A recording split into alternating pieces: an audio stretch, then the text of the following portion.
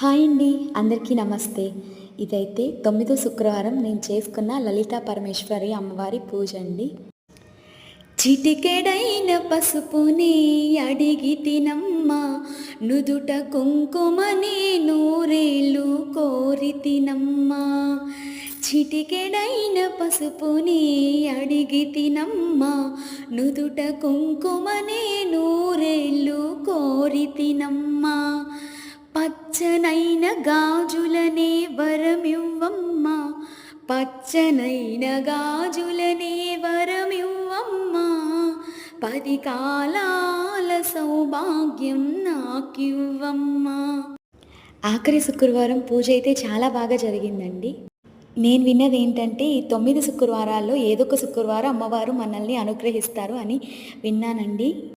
చాలామంది వాళ్ళ అనుభవాలతో చెప్పింది ఏంటంటే, అమ్మవారు ఏదో ఒక పుష్పాన్ని కానీ ఏదో ఒకటి కింద పడేలా చేస్తుంది, అమ్మవారి బ్లెస్సింగ్స్ లాగా అని విన్నాను.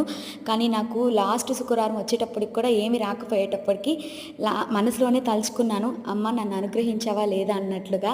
అంతే, ఇంకా లేచి అయితే పూజ అయిపోయిన తర్వాత వెళ్ళిపోయానండి. వెళ్ళిపోయిన ఒక 5 మినిట్స్ తర్వాత అమ్మవారి దగ్గరకు వచ్చి చూస్తే, మీరు వీడియోలో చూస్తున్నారు కదా, ఇలా అమ్మవారికి నేను వేసిన మాల ఒక పక్క అయితే కింద పడుందండి. చాలా సంతోషంగా అనిపించిందండి, అమ్మవారి ఈ రూపంలో నన్ను బ్లెస్ చేశారని. Thank you so much for watching.